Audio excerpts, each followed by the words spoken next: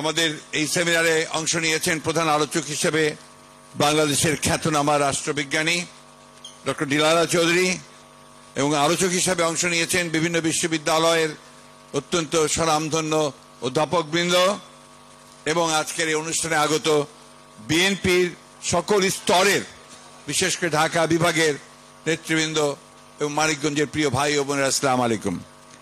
প্রধান অতিথি হওয়ার অনেক বিড়ম্বনা থাকে, তার সবচেয়ে বড় বিড়ম্বনা হচ্ছে যখন তার বক্তব্যের সময় আসে তখন তার আর কোনো সময় থাকে না। তো সেই জন্যে আমি আমার অনেক কথা বলার যদি ইচ্ছাও থাকে তা আমি সেটা বলতে পারবো না।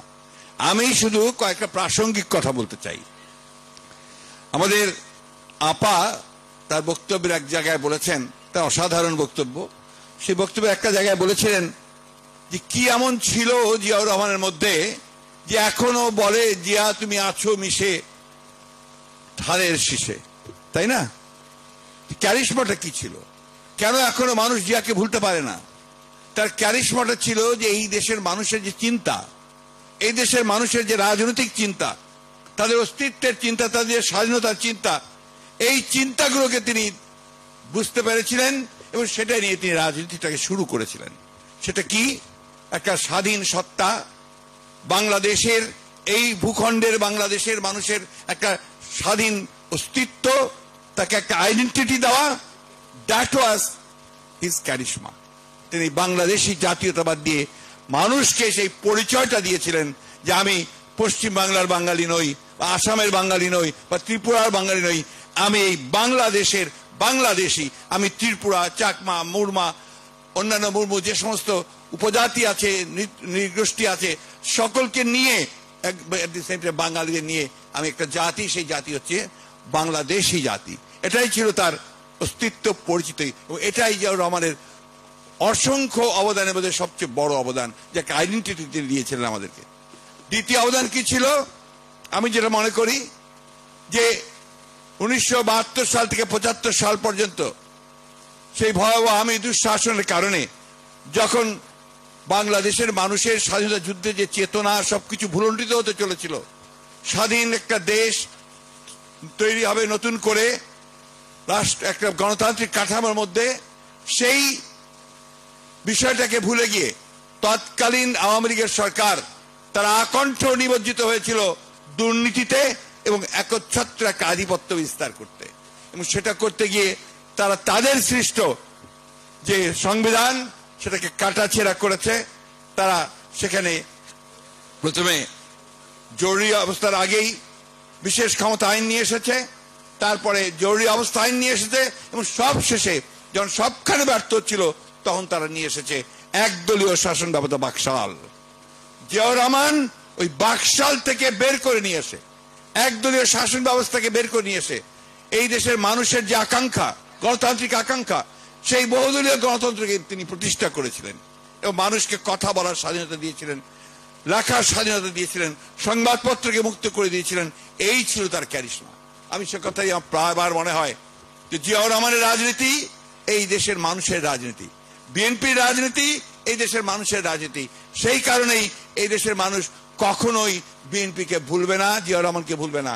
আর এই কারণেই বিএনপি এখনো বাংলাদেশের মানুষের কাছে সবচেয়ে শক্তিশালী, সবচেয়ে ভালো জায়গায় আছে। বন্ধুগণ, প্রিয় বন্ধুগণ, জিয়াউর রহমানের অবদান এক কথায় অত অল্প 5 মিনিট বলে শেষ করা যাবে না।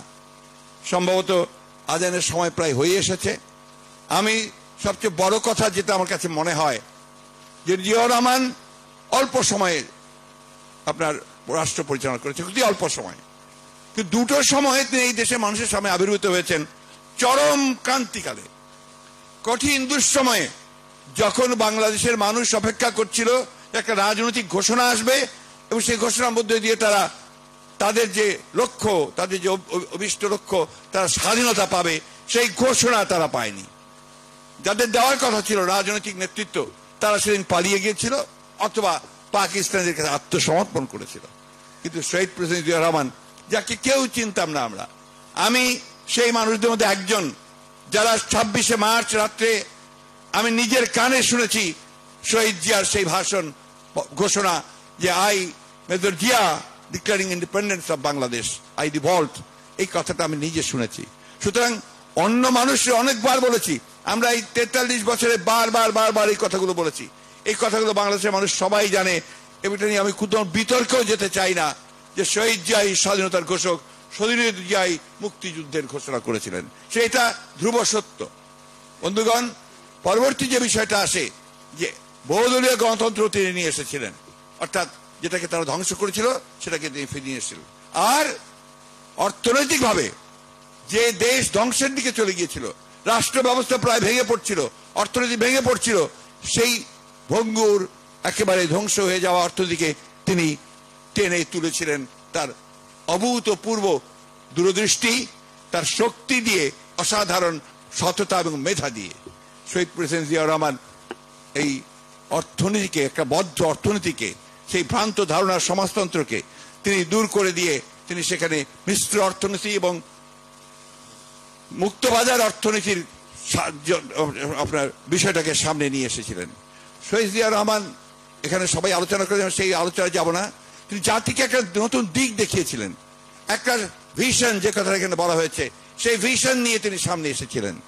তার খাল খনন কর্মসূচি, কৃষিতে তার বিপ্লব করা, শিল্পে বিপ্লব করা, আপনার বহির্বিশ্বের সঙ্গে সম্পর্ক স্থাপন করা, সবগুলো তিনি অতি দ্রুত সময়ের মধ্যে 4 বছরের মধ্যে তিনি এই কাজগুলো সমাধান করেছিলেন।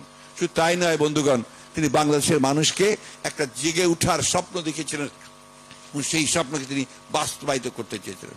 দুর্ভাগ্য আমাদের যে বাংলাদেশের বিরুদ্ধে যারা চক্রান্ত করেছে, করে আসছে, এখনো করছে, এই ক্ষণজন্মা মহাপুরুষটিকে তারা আমাদের মাঝে থাকতে দেয়নি, তাকে নির্মমভাবে হত্যা করা হয়েছে।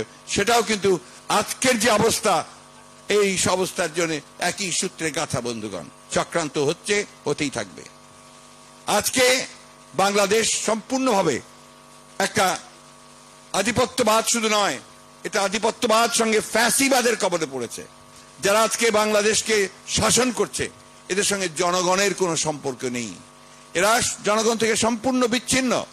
তাই আজকে তারা এই নির্বাচনকে বাদ দিয়ে তারা তাদের মতো করে সেই নির্বাচন করছে, যে নির্বাচন জনগণ 7 তারিখে বর্জন করেছে, কেউ ভোট কেন্দ্রে যায়নি।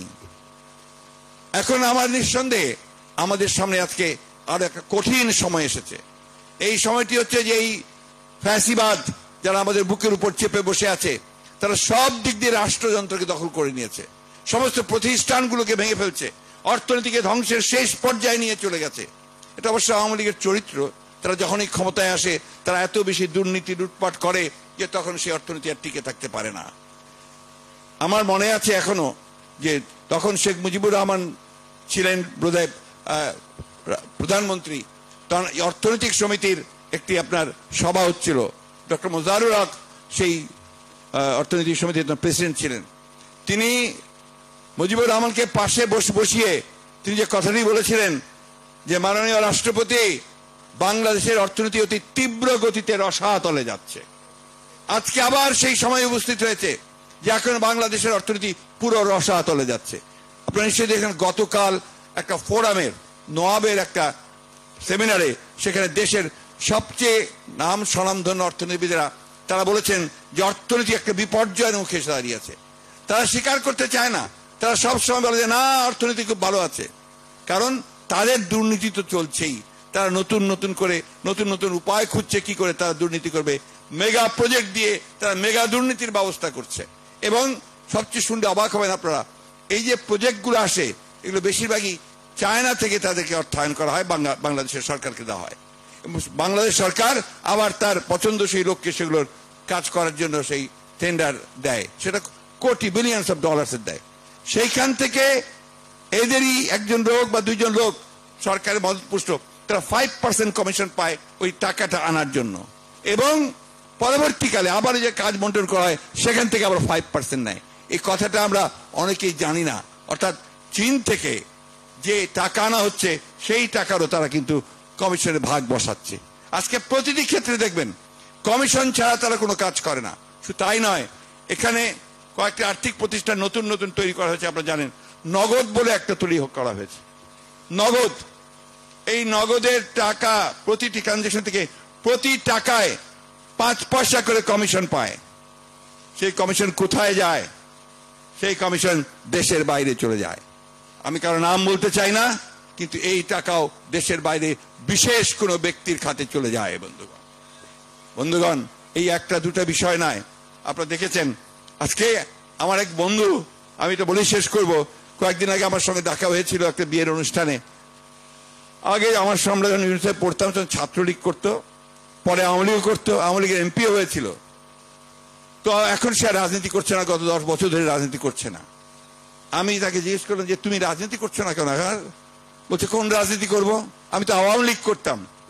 এখন তো আওয়ামী লীগ আর সেই আওয়ামী লীগ নাই, এটা হচ্ছে আজিজ আর বেনজিরের আওয়ামী লীগ।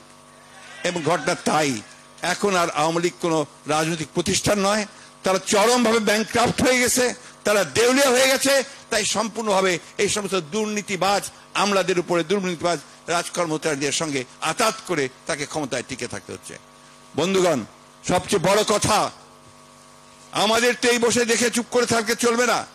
আমরা অনেক আমরা ত্যাগ স্বীকার করেছি, অনেকে আমাদের মধ্যে নিহত হয়েছেন, আমাদের অনেক বন্ধু প্রাণ দিয়েছে। 22 জন প্রাণ দিয়েছে শুধুমাত্র একটা বছরের মধ্যে রাজপথে। আমাদের 60 লক্ষ মানুষের মিথ্যা মামলা দিয়েছে। আমাদের প্রায় 27,000-28,000 লোককে 28 তারিখের পরেই গ্রেফতার করে ঢুকিয়ে দিয়েছিল।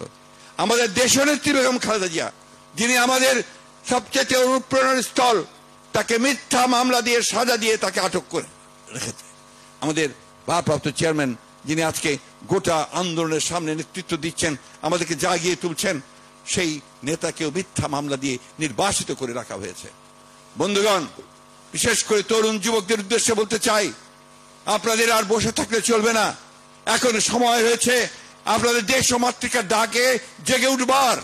আপনারা জেগে উঠুন এবং অতীতে 1971 সালে যেভাবে স্বাধীনতা যুদ্ধ হয়েছে জিয়া রহমান ঘোষণার মধ্যে দিয়ে, 75 সালে যেভাবে শহীদ প্রেসিডেন্ট জিয়া রহমান আবার দেশকে রক্ষা করেছিলেন জনগণকে সঙ্গে নিয়ে, দেশনেত্রী বেগম খালেদা জিয়া 90-এর অভ্যুত্থানের মধ্য দিয়ে, ছাত্র গণঅভ্যুত্থানের মধ্য দিয়ে দেশকে আবার গণতন্ত্রে ফিরিয়ে এসেছিলেন। সেইভাবেই আজকে আমাদের নেতা তারেক রহমানের নেতৃত্বে আমাদেরকে সবাইকে জেগে উঠতে হবে এবং পরাজিত করতে হবে এই ভয়ঙ্কর দানবকে, যারা আমাদের সবকিছু তছনছ করে দিচ্ছে। বন্ধুগণ, প্রেসিডেন্ট জিয়া সম্পর্কে অনেকেই অনেক ভালো ভালো কথা বলেছেন।